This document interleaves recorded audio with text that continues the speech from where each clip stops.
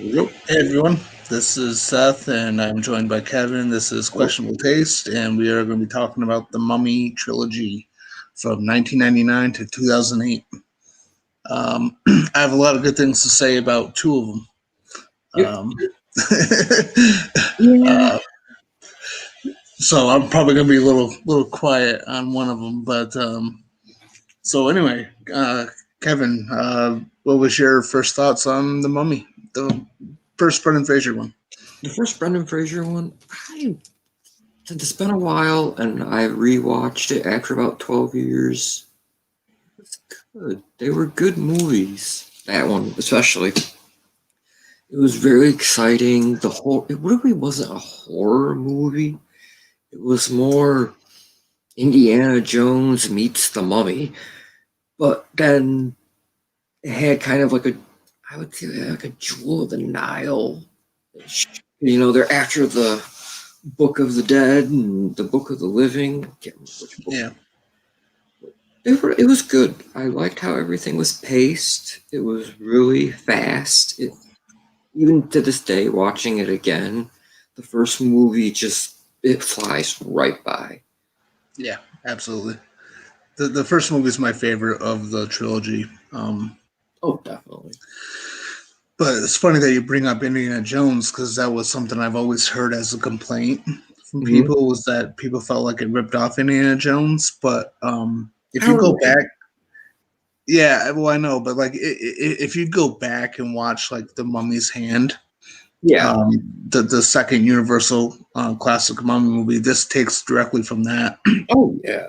So, like, one of the things I absolutely love about this movie is the fact that it is a love letter to the early Universal films. It takes Definitely. it takes the characters like Imhotep and Naxxraman Yep. from the first movie from 32, but then there's the action adventure side of it and the comedy side that came directly from the Mummy's Hand. Oh, yeah. Definitely comedy. It was really good with Yeah. it. Well, like another character that you mentioned is like Artist Bay. Mm-hmm. That's another character that goes like it was an ode to the old movies too, and I was like, I like that. I'm like, that was pretty cool. It's like he was the bad guy in the old one, but now he's a good guy in the new one. It is cool how they utilize that because like Arthur Bay was just it was just a fake name for Yep. Emotep to use to kind of Mingle with be, the living. yeah, be among people because he was after the beat, if you watch the original, it's like right after the opening sequence, it like Mhm. jumps ahead like 10 years. Yep. So, and we only see like the classic version of the mummy wrapped up in bandages for the first 10 minutes, and the rest of it is Boris His Karloff old, as yeah. Ardith Bay. Yep. So, yeah, That always confused me too as a kid because I was like, wait a minute, where's the dude with the bandages? And I'm like, that's him. And then now that I got older and I rewatched that one, I was like, okay, that's kind of cool. But what I do like about this mummy is you get to actually see the resurrection of yeah, Imhotep, and that is one of the best parts of yeah, that movie. Is yeah, it you get tons of adventures, but you get the adventure of the villain as he's getting his powers back, and then you watch everybody else is like, how many plagues does he have? And they're like 10. yeah, Imagine 10 plagues.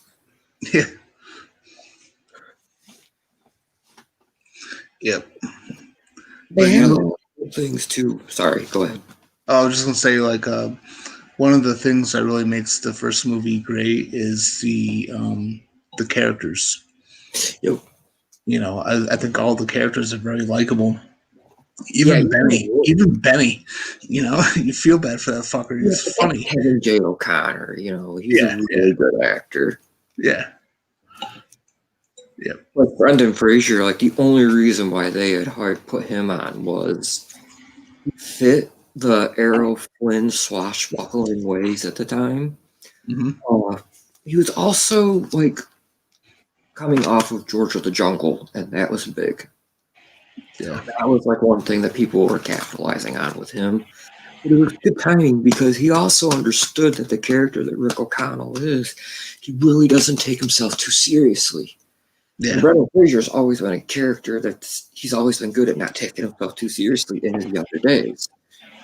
yeah. And that's kind of interesting with him too, is because he sells the action side of the character pretty damn well. And it's Oh, just like, if you told me back in '99 that Brendan Fraser was going to play this action adventure tough guy, I probably would have laughed at you. You know what I mean? oh yeah, you But, get but George Noble, Dudley yeah, Do-Rag. Oh, yeah, but he sells it pretty damn well. yep. Jerry Goldsmith did pretty good with the music as well. Oh, That was all timed perfectly, and a lot of the score was it was really good. It made you feel like you're actually there in that time frame of the movie too. It's like, this is cool. I was actually pretty disappointed that he didn't get to score the second film. Yeah, you can tell it was kind of lackluster. Yeah, It was more they, banging and clanging. But it was like okay. that they got a good composer for The Mummy Returns, but Yeah, it just wasn't as good. yeah, I can agree with that. It just didn't have that Goldsmith sound like that we were Yeah, used to from the first one. yeah. But Stephen Sommers did good at directing it, writing it. Mhm. Um, the one thing I did find interesting that I found out was is that they did take kidnapping insurance out while they were filming the first movie. I was like, wow. I was like, that kind of makes this movie even cooler when you think about it. It's like there was like they were in dangerous, sketchy areas that they had to take kidnapping insurance, and the director didn't tell them until after they got done filming the movie too. No shit. I'm like, that's crazy. Yeah, I like Stephen Sommers. Like Deep Rising is it's like one of my favorites of his. Mm-hmm. And between Deep Rising and The Mummy, like I was like, okay, I like this guy. Yeah. Thomas was pretty good. Yep. I used to like Van Helsing a lot more than I do now. Um, I still like it a lot. I just haven't watched it a lot. When it it, first it, came out, my God. yeah, it's weird because like I loved it when it first came out, but then like it seems like the more I watch it, and especially like as I get older, besides the opening 10 minutes, which is fantastic, the Yeah. rest of the movie kind of goes downhill with that. But back to the Mummy. Another movie. Great I, video. I, I just really appreciate what he did with the Mummy, doing Yeah. such a intricate love letter to the old Universal movies.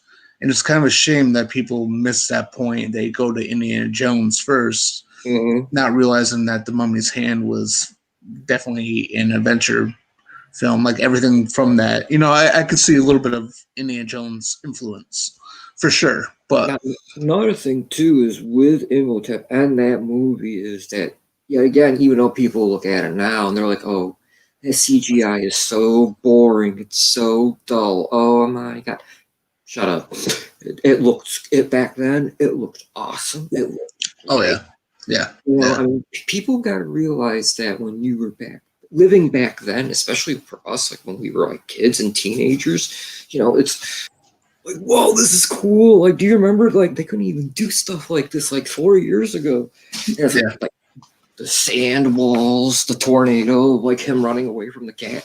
Like, I noticed on the Blu-ray something I never noticed before on like the old cuts of the film. When he's escaping from the cat, when he turns into the dust tornado, you can actually see his hands. And Yeah, I didn't realize that his face kept getting bigger. yeah, I was like, whoa. It was pretty cool. yeah,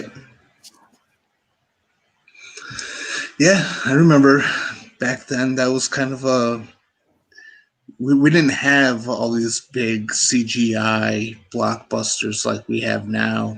Oh, I Like know. summer blockbusters used to be shit like Speed and Mission Impossible, and you Yeah, know what I mean, sure. like action movies, and like You know, eventually like the yeah, it eventually like the disaster movies like Twister and Independence Day, which used special effects for destruction, Yep. but like we didn't get like what audiences have today.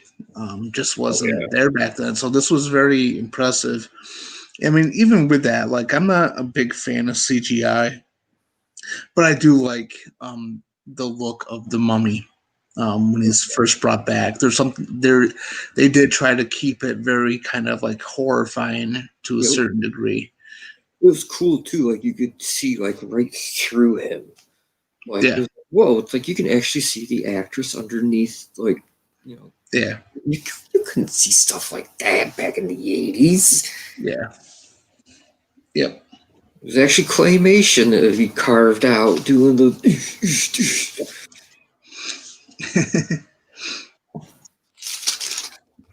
Yeah, but it's like it's such a good and entertaining movie that I watch it a lot, and it does not get old with me at all.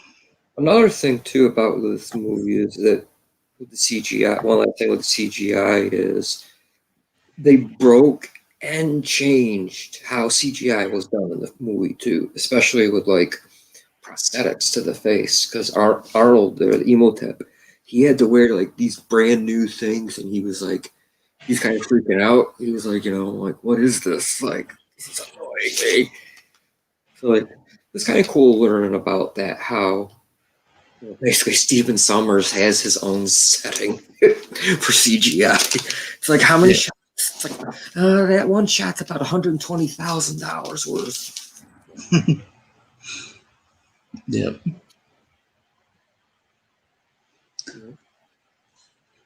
That's on the CGI for me. Like I can't really go more on the first one because it's just after you see a lot of the work, they kind of start repeating it, hmm but they don't. But it's still cool to see it.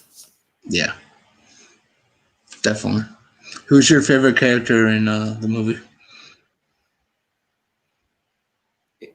The first movie, I would have to say, I like Jonathan,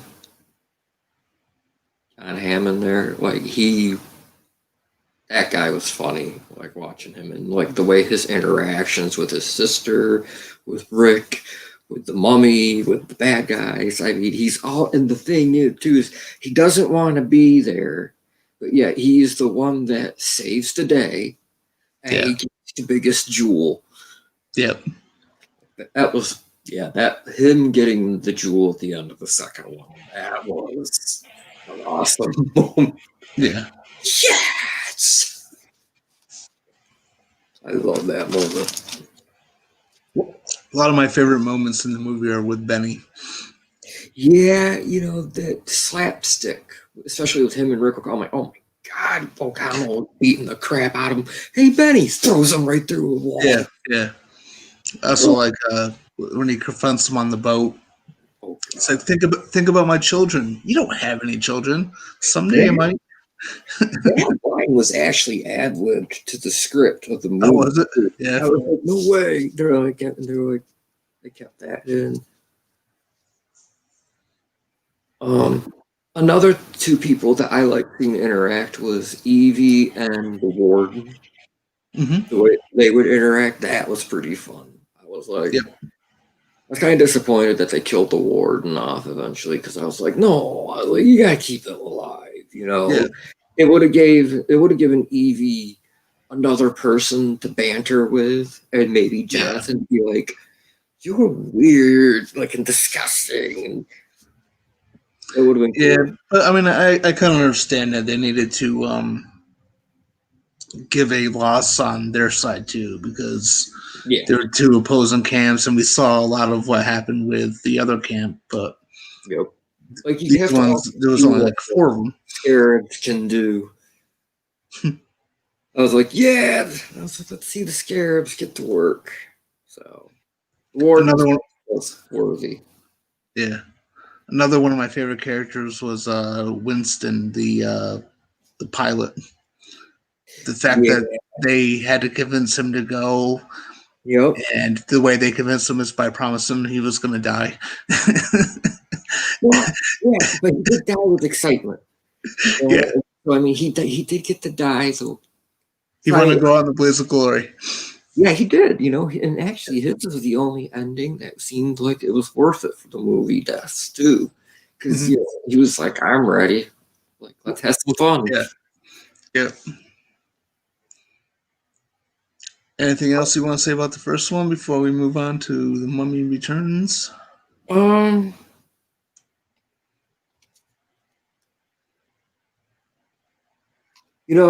thinking about the sets of that movie, especially Hamatra, like when they get inside to like the final battle area, Hmm. like that. It was kind of cool. It was really cool.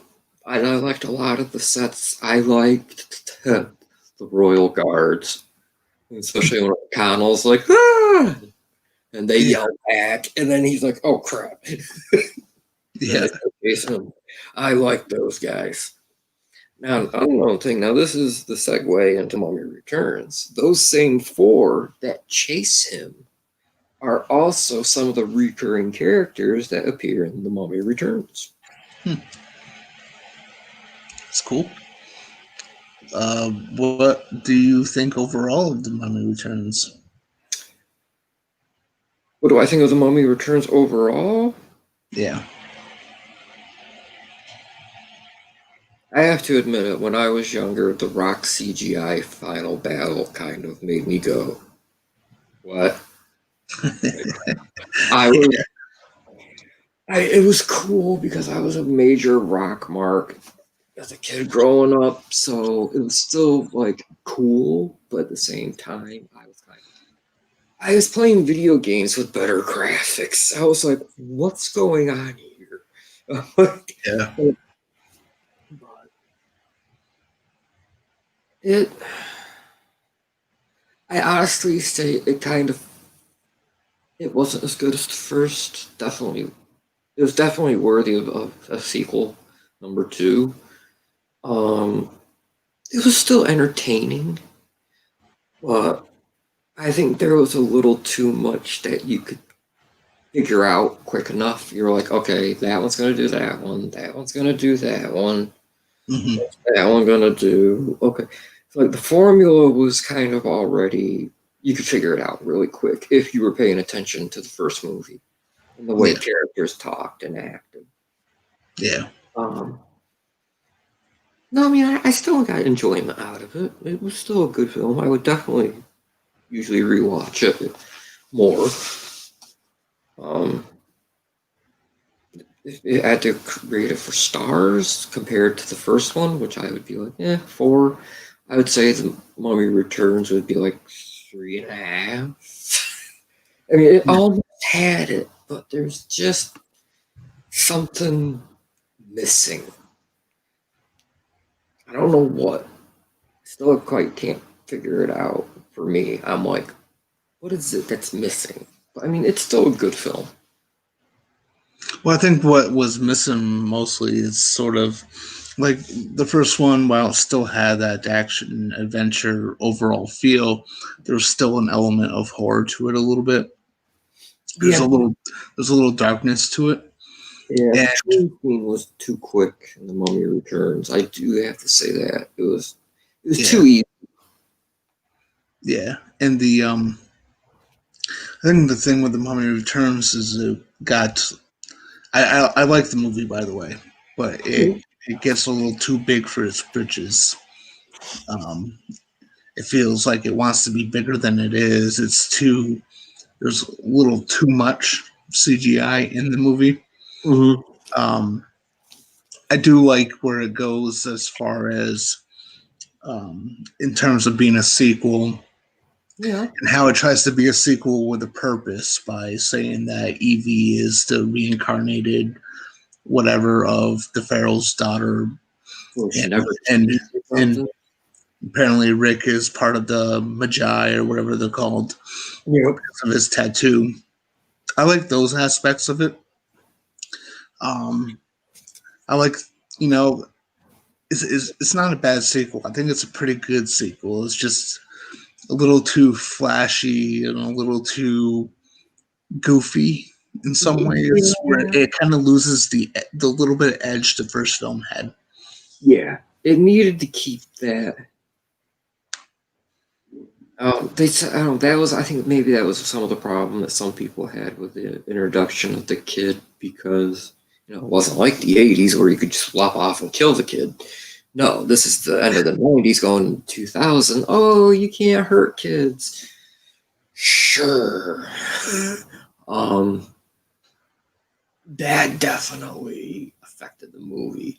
I don't think they should have had a kid. I think they should have had it being Evie who gets the bracelet. And then as she's going and discovering these places, she's the one that would be smart enough to leave the things for them. I don't know. The kid was okay, but there's some part. It was too slapstickish at times. Yeah, I mean, I kind of like the banter between the kid and the henchman. That was good. The way he kept pissing him off. It was kind of Makes because you wonder. kids can do that to you. Oh yeah, it makes me wonder if he actually had legit enjoyment. He was like, "I'm going to cut this kid's arm off." Yes.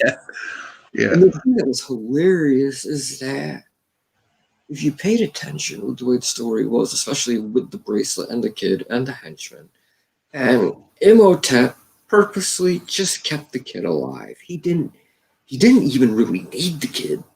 That's the funny thing. It's like, well, wait a minute. Like, if you didn't need the kid alive, all you had to do is cut his arm off. What did you keep him alive for? Yeah. Cut his arm off, get on with it. You don't have to worry about piss breaks or any of that other stuff. Well, it is a PG-13 movie, Kevin. Yeah. they were marketed towards kids at that point.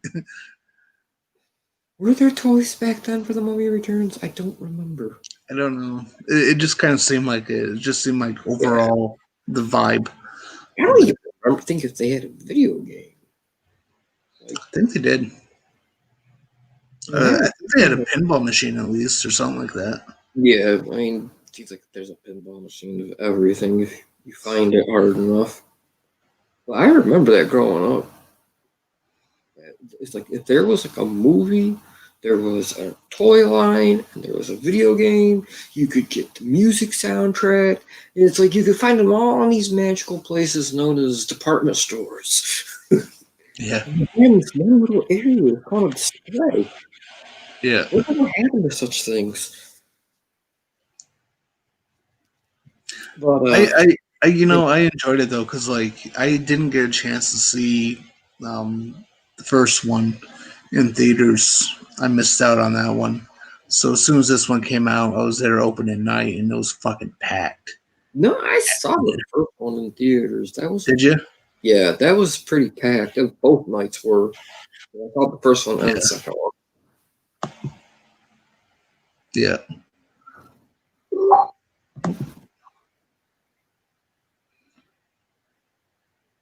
I don't know. I mean, it's a good movie overall. It's not quite at the level of the first one. Yeah. The one thing that I did like with Arth Bay was he could have been the kid of the movie because of the way that he was. He was like, I've never been in a car before. I've never been in a room before. Like, that stuff was cool. That was the cuteness that they could have used as, like, the kid factor. Because, like, I was watching it, and I was like, what would I have done? Like, I would have taken him out. If I didn't have the kid, I would have done this and this. Like, the opening would have been a little bit more different. I don't think I would have had the whole statues falling down like the dominoes and them drowning. I don't think would have been. I don't think I would have had them there. I think I would have had them to Rick and Evie being more like watchful of. They know Imhotep's there. But it's like, you gotta have your sequel. You gotta have loopholes. Yeah. And speaking of Ardith Bay too, as we eventually gonna get into the third film, Mm-hmm. it was such a shame that they didn't bring him back. That's right, they did. Nope, they recast Evie and didn't bring him back, and it just did not feel the same. Yep. Well, they recasted Evie because Rachel Weisz was like, I am not doing this movie because I like the son was like 21, 22 years old. She was like, and it's like her and Rick didn't age. And she was like, it's stupid. I was Yeah, like, wait a minute. You quit the movie because you didn't think it made sense?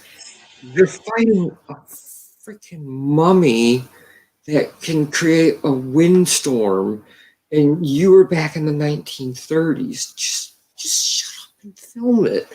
Like, just finish it. Come on. I know, but to be honest with you, I don't blame her because Should have ended. They should have ended it at the second film after yeah, rewatching the third one. It was too much of a Jet Li film. it really had nothing in common with the franchise, old and new.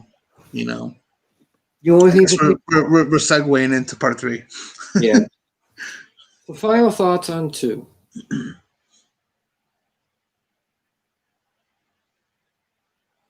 I kind of wish that they left it off at two. It was more of a happier ending.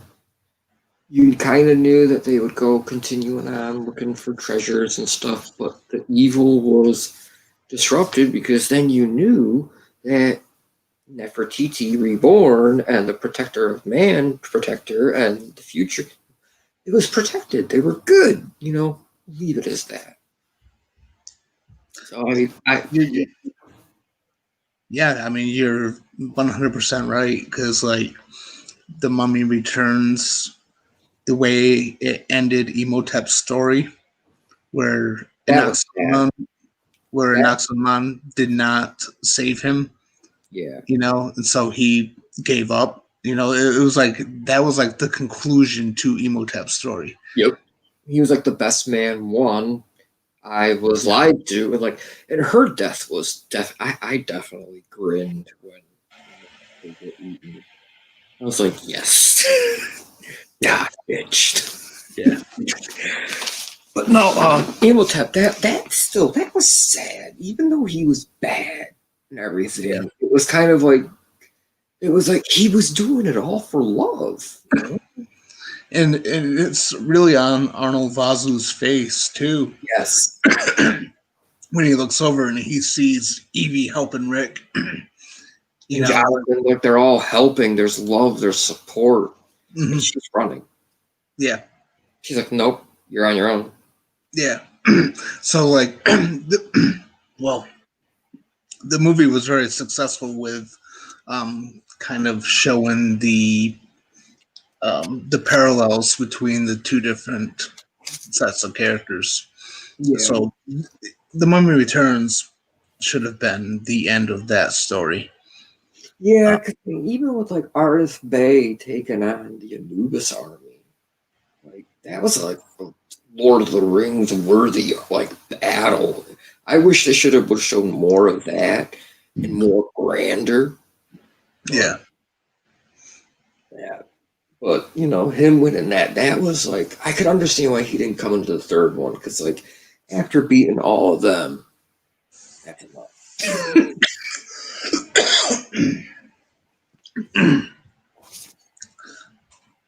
moving on to the third. Yep. I'm leaving this to you, buddy.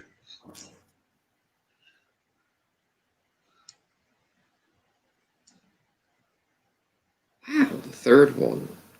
It was There was a lot of CGI in that one. Like I was like, wow, how did they get enough money to make a Wendigo? They've got three of them now. There's an avalanche. I mean, Jet Li was constantly breaking his clay and then doing the. Like, what the hell was up with that? Yeah, It, it had. There were some aspects of the movie that I did like Japanese. Asian folklore story wise. It's cute, it's cool, it was pretty decent. But with them trying to make it a mummy movie, nah. I just would have dropped some of the things of the mummy. Like, I just actually would have been like, oh, Rick O'Connell's on a ship, traveling to go home. That's it. Like, it could have been like a complete action movie, which that would have been cool to see. It could take a different direction and leaving Evie, which they wouldn't have had to worry about casting her or the son, or they would have done a Die Hard and brought the son in because he couldn't find Daddy. Yeah. But no, it's definitely 3 stars. But they did leave it off that they could have done a fourth one. Yeah. Thank God they didn't. Yeah. Of course, as we all know now, they rebooted it with Tom Cruise, which I guess they're going to reboot it again. They should. I still haven't seen the one with Tom Cruise. It honestly, that one was okay at best. It wasn't. I don't think it's the train wreck people are making it out to be, but it's not the greatest either. Personally, I like for them to go back to the old Universal and kind of try to find a way to bring those kind of back to the forefront. What the Mummy used to be, not big sand faces and smoke faces and whatever. Like, just keep it small, keep it horror. You know. I would like to see them redo the creature from the Black Lagoon. Oh, fuck yes. Like Fuck that yes. one, like Yes. seriously, come on, mate. Like they could do it, and it could work because we've got the CGI technology now. We could make him even more terrifying. Still keep a man in the suit, but Yeah. you Yeah. know that's the other thing. Is like this would be those types of movies would be majorly practical effects used, but definitely have CGI to like smooth things out. Yeah. You know, now, Yeah. don't do no boob enhancements or any of that foolish stuff. You know, it's like, oh, look, you can see the camera's reflection in that mirror. Get rid of it. Yeah. Like stuff like that, I can see. Yeah. But so, anyways, jumping back to the Mummy. Um, going over my notes that I took. Um, there was some comedy. There was a lot of comedy elements, but that was because of Jonathan, and it was kind of like after I got done watching it, I was like, it's it's fun to watch once in a blue moon if you're just watching the Rick O'Connell story. But as I'm going to come to the conclusion, I'm just going to tell people watch the Imhotep story. That's the better one. Yeah. Like the O'Connells kind of just went off the grid. Yeah. So I saw the third one in the theater. I brought my little brother to it, and I wanted to walk out. That's how much I hated it. And but I stayed to watch the whole thing because I had my little brother with me, You know, and I hated it to the point where I refused to buy it. Like, I am a completionist with my collection. I still refuse to buy it. Right? A couple years ago, for sale for $7. well, I have it now because I got the collection on Blu-ray. Yep. That comes with that one and the Scorpion King movie.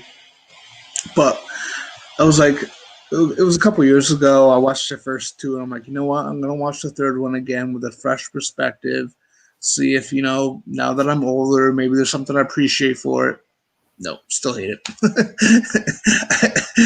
as a, as,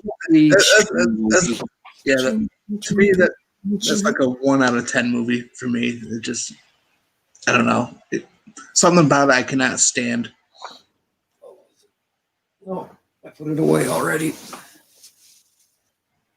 Yeah. But I mean, if you like it, that's cool. If anyone I likes it, mean, it's fine. Yeah, it, I have watched worse, yeah, but it's okay. Like yeah, it, like especially like if, with having younger kid years along the way, a nice little cute little action adventure with definite fireworks and explosions. That was yeah, probably one of the good scenes of the movie. But yeah. I was kind of expecting more, and there wasn't. It's like one of those things too. It's like, Definitely questionable taste. like Steven Sommers did 1 and 2, and then We had a three three but was just completely different creative hands. You know what I mean? So it just didn't feel the same. yeah, he was there, but I think he was too busy with the Scorpion King movies at that time. I think they were on to the second or third one. Yeah,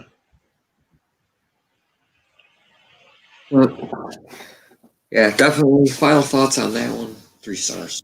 That's it's okay. It's a cute kid movie. It may be. I don't know. Do you think it's better than Howard the Duck? I haven't seen Howard the Duck in a while, but I remember I did like that as a kid. So Oh, see, now this is like I haven't watched that since like the '90s, and I'm kind of itching to go back, but I want yeah, to find it in good quality. I want to find it on Blu-ray. yeah.